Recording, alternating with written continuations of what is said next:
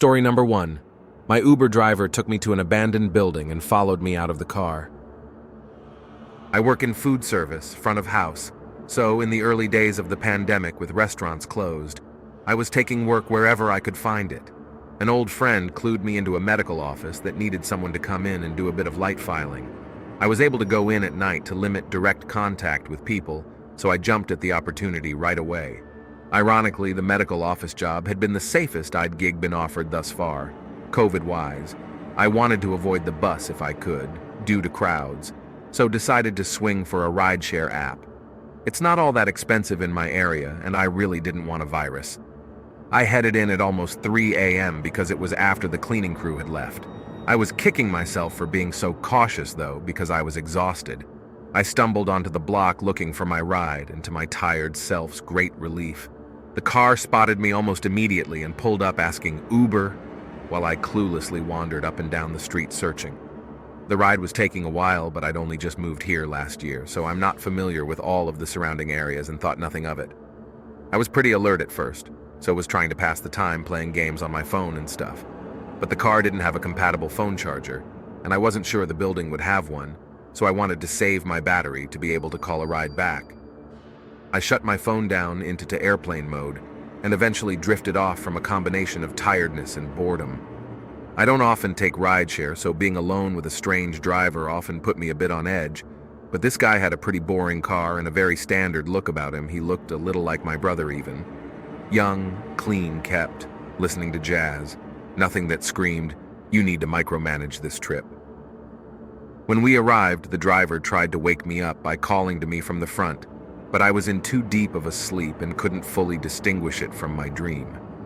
Finally, he awkwardly jimmied my leg to wake me up and kept saying, Mom, we're here now." I was embarrassed that I'd been that out of it, so just gave a hurried, "Thanks," and booked it out of the car and into the building. As I looked around, I began to realize nothing was what I had expected of an office park. I had seen a street view of the building when I first looked up the business, and it had appeared to be a strip mall plaza. The further I went, the more loudly alarm bells were ringing in my gut. The structure was semi-dilapidated, and it was pitch black dark past the entryway. I expected some lights to be off in the nighttime, but not to the whole building. I skittered across the concrete foundation comprising what was left of the lobby area, told myself they must just be renovating, and followed signs for the stairs. After what felt like ages but was likely just a few minutes, all I had passed was construction equipment, a couple locked doors, and some smashed windows. I was certain I was not going to find a medical office and figured maybe I had mixed up the address. I took out my phone to double check, but once I got it out of airplane mode, I could barely get a signal. I kept moving around in the building, pacing, looking for a stronger signal. I eventually confirmed in my texts that I had written down the correct address just by scrolling back, which didn't require service. Since I had only been inside for a few minutes at most, I figured I should try and get in touch with the driver, because if I entered the correct address, then it was only fair he should continue my ride to the correct place and save me the added fees of calling a second trip, considering this was all his mix-up. The app was taking forever to load with my slow service, but before I could get to a cloud of reception, I heard a rustling sound in the lower level of the building. I was on the top floor, and the only stairwell I was aware of was the one I had taken up, so would force me into the middle of the building. There was no way to exit the situation without encountering whoever was downstairs. In an abandoned building in the latest hours of the night, I figured the chances were high that it was a tweaker, and I had no desire to try slipping past a tweaker, especially when it was late enough that they were probably on something, so jumpy and on edge.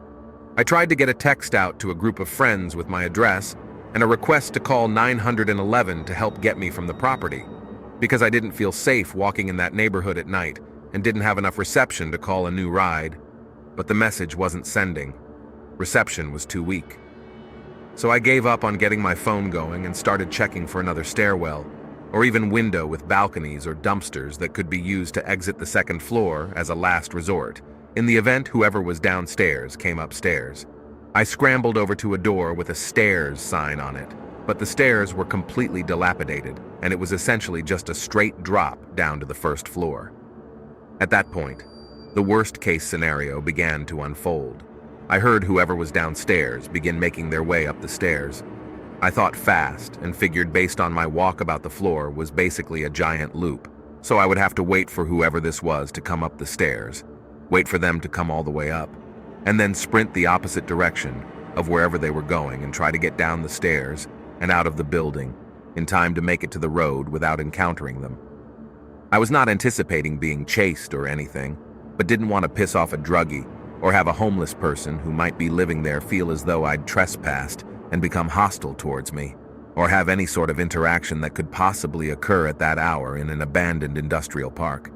I held my breath for what felt like 5 minutes, but was likely closer to just 30 seconds, and the person appeared at the top of the stairs. To my great relief, it was just the Uber driver. I figured he had come back for me, realizing he had left me in the wrong spot, a place that could have worked out to be dangerous. So I came out from the beam I was hidden behind and started to wave him down. But then I processed.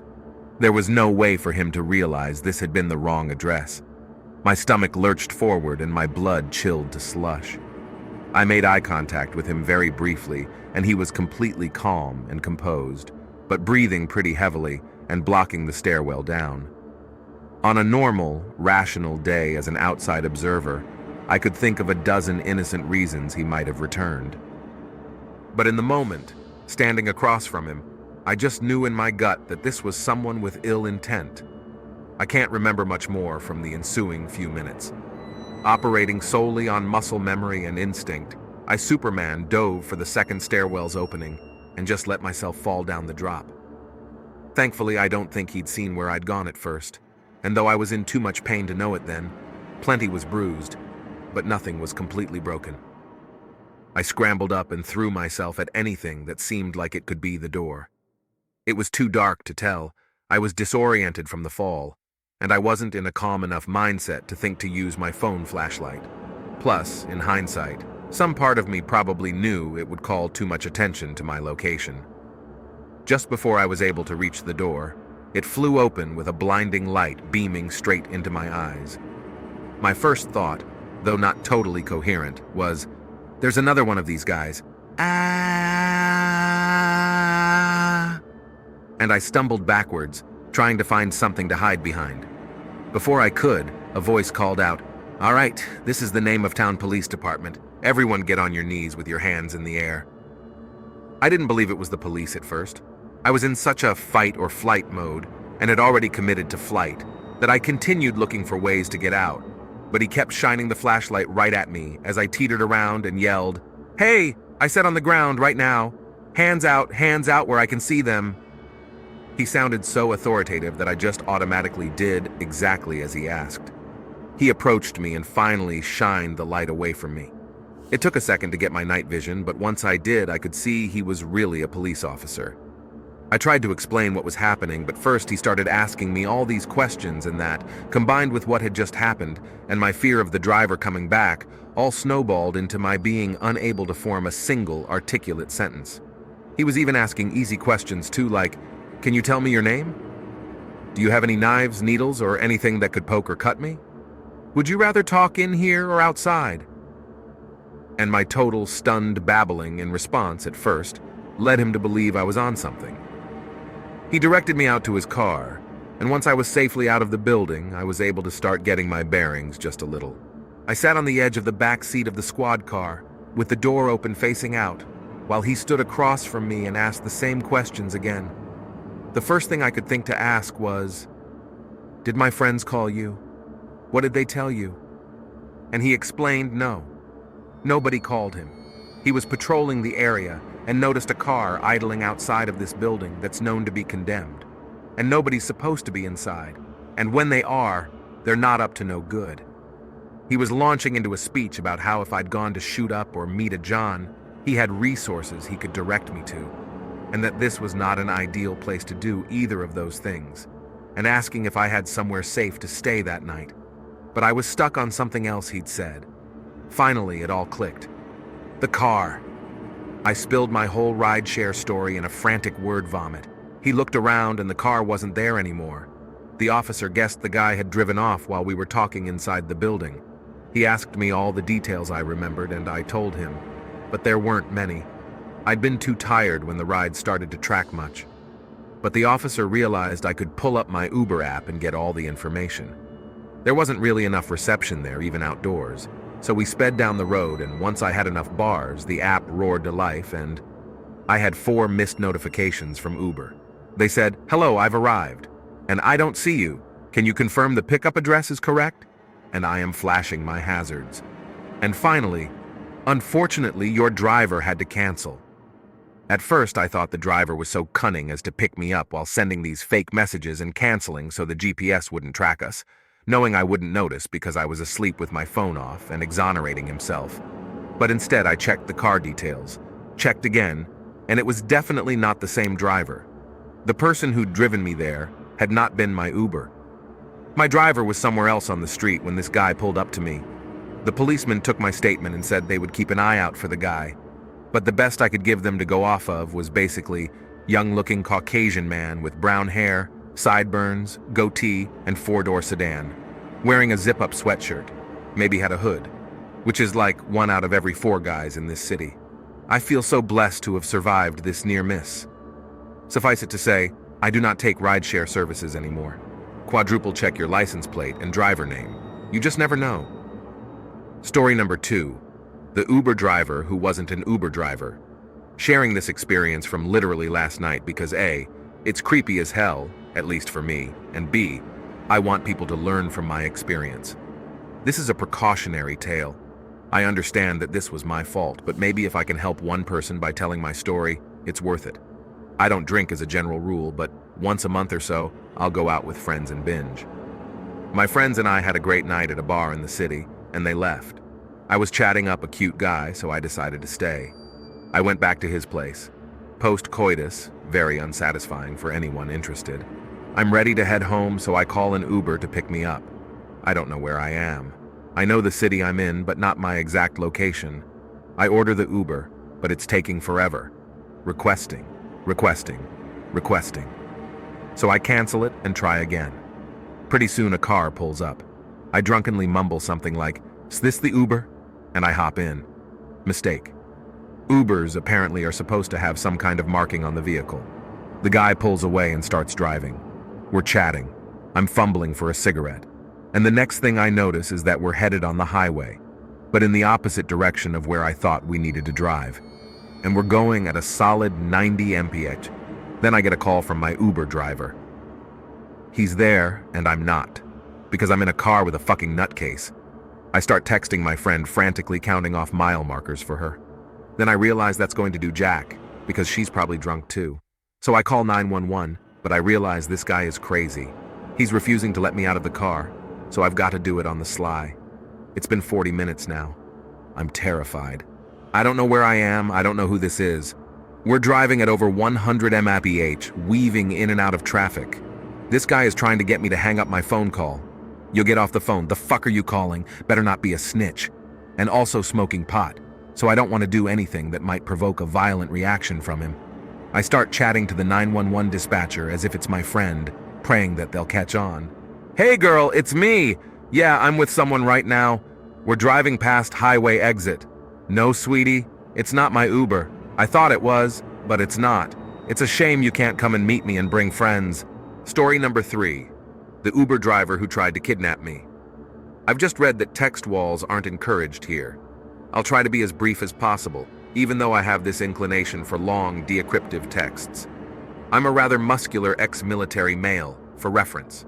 So, I was at a friend's home listening to some records on his vinyl player, smoking like animals and drinking as much.